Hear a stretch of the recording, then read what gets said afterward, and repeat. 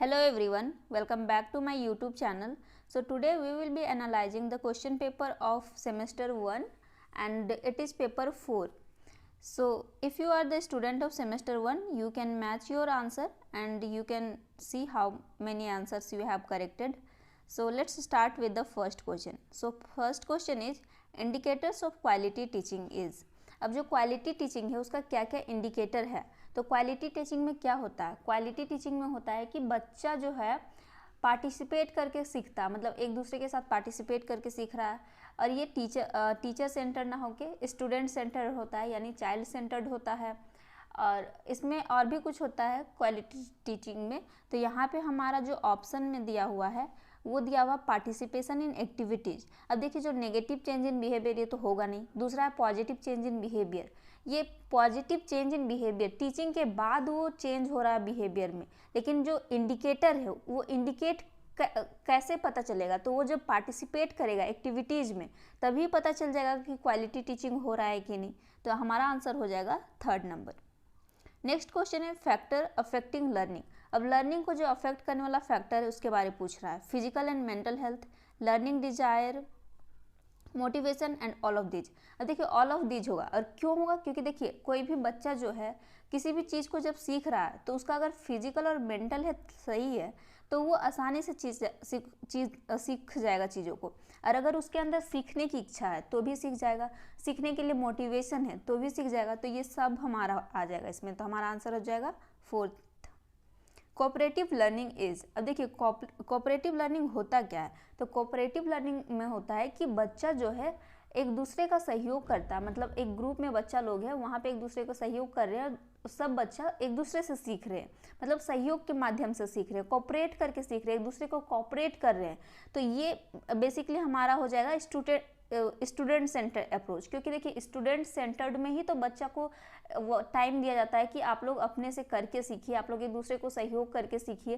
तो यहाँ पे हमारा करेक्ट आंसर हो जाएगा आंसर 2। ऑर्गेनाइजेशन सेंटर्ड नहीं हो जाएगा, क्योंकि देखिए यहाँ पे कोई ऑर्गेनाइजेशन पे से केंद्रित नहीं है हमारा लर्निंग, यहाँ पे कोऑपरेटिव लर्निंग है। तो कोऑपरेट कैसे बच्चा करेगा, जब स्टूडेंट सेंटर्ड रहेगा तभी तो, जब स्टूडेंट को टाइम मिलेगा सीखने का तभी ना। तो आंसर हमारा जो होगा सेकेंड नंबर। दीवा स्वप्ने इज रिटन बाय। अब देखिए ये जो है ना ये बहुत इंपॉर्टेंट क्वेश्चन है, क्योंकि ये 21-23 वाला बैच में भी आया था और इस बैच में भी आया। तो अगर आप नेक्स्ट टाइम अगर देख रहे हैं, आप कोई 24-26 वाले स्टूडेंट देख रहे हैं तो आप देख लीजिएगा, ये बहुत इंपॉर्टेंट है। तो इसका आंसर हो जाएगा गीजू भाई, क्योंकि इन्होंने ये बुक को लिखा था। अब देखिए एलसीडी प्रोजेक्टर जो है वो क्या है, ऑडियो ऐड है, विजुअल ऐड है, ऑडियो विजुअल ऐड है। तो देखिए एलसीडी प्रोजेक्टर में क्या होता है, साउंड भी आता है और पिक्चर्स भी देखते हैं, तो ये हमारा हो जाएगा ऑडियो विजुअल ऐड। नेक्स्ट है हम लोग ग्रुप बी में आते हैं। अब देखिए what is the nature of disciplinary knowledge in school curriculum. तो ये शॉर्ट क्वेश्चन है, आप इसको पढ़ लीजिएगा। डिसिप्लिनरी नॉलेज जो है बहुत इंपॉर्टेंट है और करिकुलम भी बहुत इंपॉर्टेंट टॉपिक है। तो ये दोनों टॉपिक इस पेपर का, पेपर 4 का बहुत इंपॉर्टेंट टॉपिक है। Differentiate between subject and discipline. अब देखिए यहाँ पे सब्जेक्ट और डिसिप्लिन में अंतर पूछा है। बहुत बच्चे कंफ्यूज हो जाते हैं कि डिसिप्लिन का मतलब वो अनुशासन वाला डिसिप्लिन समझते हैं कि मतलब अच्छे से रहना चाहिए, बड़ों का आदर करना चाहिए। यहाँ पे ये डिसिप्लिन का मतलब नहीं है, यहाँ पे डिसिप्लिन का मतलब सब्जेक्ट से ही जो कि हायर स्टडीज में किया जाता है। जैसे कि यूनिवर्सिटी में जब हम लोग पढ़ते हैं तो यूनिवर्सिटीज़ में जो हम लोग सब्जेक्ट रहता है वो हमारा डिसिप्लिन के नाम से जाना जाता है। सब्जेक्ट हमारा जो होता है स्कूल में पढ़ाया जाता है, मतलब स्कूल तक ही सब्जेक्ट हम लोग कहते हैं। जब हम लोग हायर स्टडीज़ में चले जाते हैं तो हम लोग रिसर्च करते हैं किसी भी पर्टिकुलर सब्जेक्ट पे। जस्ट सपोज हम लोग का साइंस होता है स्कूल लेवल तक, और साइंस में ही हमारा तीनों इंक्लूडेड होता है, फिजिक्स, केमिस्ट्री, बायोलॉजी।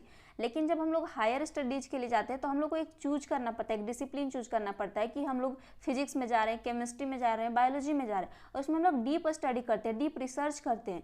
तो ये सब हमारा डिफरेंस है इसमें। यहाँ पे आप डिसिप्लिन से बिल्कुल भी कन्फ्यूज नहीं होइएगा कि अच्छा बिहेवियर वाला, वो तो अलग चीज़ है, लेकिन यहाँ पे डिसिप्लिन दूसरा डिसिप्लिन है, सब्जेक्ट के जैसा ही है, लेकिन ये हायर स्टडीज में क्या जाता है, डीप लर्निंग इसमें होता है, रिसर्च होता है, तो ये सब चीज़ होता है इसमें। नेक्स्ट है explain the steps of project learning. अब प्रोजेक्ट लर्निंग है क्या, तो प्रोजेक्ट लर्निंग में क्या होता है ना कि किसी बच्चे को एक टॉपिक दिया जाता है। जैसे कि अगर किसी को फार्मिंग के बारे में बताना है तो बुक से हम लोग पढ़ के फार्मिंग के बारे सीखेंगे। और प्रोजेक्ट लर्निंग में क्या होगा कि उसको बताया जाएगा कि आप लोग रिसर्च करिए प्रोजेक्ट की फार्मिंग कैसे किया जाता है। तो बच्चा लोग पता करेगा कि चलो हमको फार्मिंग करना है, तो मिट्टी के बारे में पहले पता करेगा कि इस मिट्टी पे कौन सा क्रॉप हम उगा सकते हैं। अगर वो पैडी उगाना चाह रहा है तो फिर पता करेगा कि इस मौसम में हमारा पैडी होगा, बरसात के मौसम में होगा। तो ये सब चीज़ जो हमारा होता है प्रोजेक्ट लर्निंग में आता है। अब इसका स्टेप को एक्सप्लेन करने बोला है कि फर्स्ट स्टेप में क्या होता है, फिर क्या होता है। तो फर्स्ट स्टेप में पहले तो उन लोग को एक टॉपिक मिलता है, फिर उन लोग रिसर्च करता है। तो इस तरह से आप इसका स्टेप लिख सकते हैं। आपको इसके लिए अच्छे से पढ़ना पड़ेगा प्रोजेक्ट लर्निंग, क्योंकि आप स्टेप वाइज आपको लिखना पड़ेगा, आप जैसे तैसे नहीं लिख सकते इधर उधर करके। Discuss the library management system. अब लाइब्रेरी मैनेजमेंट सिस्टम को डिस्कस करने बोला। अब लाइब्रेरी का मैनेजमेंट सिस्टम क्या होता है और क्यों जरूरी है, तो ये सब चीज़ यहाँ पे लिखना था। नेक्स्ट है ग्रुप सी में, explain the role of discipline knowledge in the school curriculum in the context of paradigm shift in the nature of discipline. अब देख लीजिए जो डिसिप्लिन वर्ड यहाँ पे इतना आ रहा है, मतलब कि जो पेपर 4 में सबसे इम्पॉर्टेंट टॉपिक वो डिसिप्लिन। आपको एकदम अच्छे से ये कॉन्सेप्ट क्लियर रखना, डिसिप्लिन, इंटरडिसिप्लिनरी, डिसिप्लिन नॉलेज। तो आपका इससे रिलेटेड कोई भी क्वेश्चन आएगा तो आप उसको डील कर सकते हैं। नेक्स्ट है differentiate between teacher centred learning and student centred learning. Discuss the learner centred learning with suitable example. अब देखिए टीचर सेंटर्ड में क्या होता है, टीचर सेंटर्ड में क्या होता है, वन वे कम्युनिकेशन होता है। यानी कि इसमें most of the time teacher ही बताते रहते हैं, वो लेक्चर देते रहते हैं, या तो फिर और भी तरीका यूज कर सकते हैं। प्रोजेक्टर में भी यूज कर रहे हैं तो स्टूडेंट को उतना टाइम नहीं मिल रहा है, तो ये टीचर सेंटर हो गया। लेकिन स्टूडेंट सेंटर में क्या होता है कि स्टूडेंट सेंटर में हम लोग जो टॉपिक पढ़ाने जा रहे हैं पहले हम लोग बच्चा से ही स्टार्ट करते हैं, बच्चा से पूछते हैं, फिर उन लोग को ग्रुप में कुछ दे देते हैं कि आप लोग इस टॉपिक पे डिस्कस करिए। डिस्कस करने के बाद उन लोग सीखता है, कुछ रिजल्ट आता है। तो इस तरह से जो होता है स्टूडेंट सेंटर में बच्चा लोग को ज़्यादा टाइम मिलता है सोचने समझने का, फिर उन्हीं लोग से क्वेश्चन आंसर करके आंसर निकाला जाता है। यहाँ पे टीचर जो है केवल फैसिलिटेटर का काम करता है। यहाँ पे टीचर नहीं रहता, बस थोड़ा थोड़ा उसको फैसिलिटेट करता है, मतलब सुविधा देता, थोड़ा सा उसको पुश करता है। इसका एग्जाम्पल भी देना था, तो ये भी इजी क्वेश्चन था। What do you mean by TLM। अब टीचर लर्निंग मटेरियल से क्या मतलब है, explain the importance of teacher learning material in classroom transaction. अब देखिए क्लासरूम ट्रांजेक्शन में टीचर लर्निंग मटेरियल का क्या मतलब होगा। सबसे पहले तो टीचर लर्निंग मटेरियल के अंदर वो सब चीज़ आएगा जिसके हेल्प से हम टीचिंग को इफेक्टिव और सक्सेसफुल बनाते हैं। जैसे कि देखिए अगर आप जियोग्राफी पढ़ाने जा रहे हैं और आप जियोग्राफी में पढ़ाने जा रहे हैं मान के सोलर सिस्टम।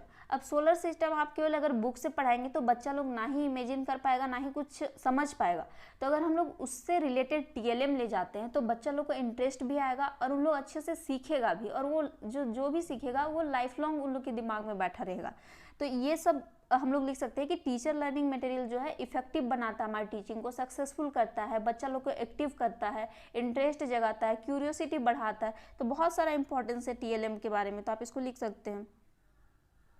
तो नेक्स्ट क्वेश्चन है explain the role of other sources in the learning beyond textbook. देखिए ये भी बहुत इजी क्वेश्चन है। अब पूछ रहा है कि टेक्स्ट बुक के अलावे ऐसा क्या क्या सोर्स है जिससे हम लोग सीख सकते हैं। तो बहुत सोर्स है, जैसे कि हम लोग सीख सकते हैं विजुअल एड से सीख सकते हैं, मतलब कि प्रोजेक्टर से सीख सकते हैं, ऑडियो विजुअल एड से सीख सकते हैं, ऑडियो से सीख सकते हैं जैसे कि रेडियो, टैप रिकॉर्डर, ये सब से सीख सकते हैं। प्लस पे हम लोग प्रोजेक्ट बेस्ड लर्निंग करके भी सीख सकते हैं, प्रोजेक्ट बना के प्रोजेक्ट के थ्रू सीख सकते हैं। और बहुत सा चीज़ हम लोग लर्निंग बाय डूइंग जो हम लोग कहते हैं, मतलब करके सीख सकते हैं। जैसे कि अगर हमको सीखना है कि जस्ट सपोज होम साइंस में एक चैप्टर है कि चलो अचार कैसे बनाया जाता है, तो अचार बनाने का विधि दिया जाता है कि ऐसे ऐसे करना है। लेकिन हम डायरेक्टली अगर उसको करके सीख रहे हैं तो वो तो हम टेक्स्ट बुक से नहीं सीख रहे, डायरेक्ट हम करके सीख रहे हैं। तो ये सब चीज़ इसमें आ जाएगा, बहुत कुछ इसमें लिख सकते हैं। बहुत डिस्कशन के माध्यम से सीख सकते हैं, डिबेट के माध्यम से सीख सकते हैं, स्टोरी टेलिंग, ये सब चीज़ आप यहाँ पे लिख सकते हैं, क्योंकि ये सब भी एक सोर्स है सीखने का। रोल प्ले भी हम लोग करते हैं तो उससे सीखते हैं। जैसे कि नुक्कड़ नाटक होता है, तो नुक्कड़ नाटक में क्या हम लोग बुक का हेल्प लेते हैं, नहीं लेते हैं। नुक्कड़ नाटक हम लोग देख के सीखते हैं, करके सीखते हैं।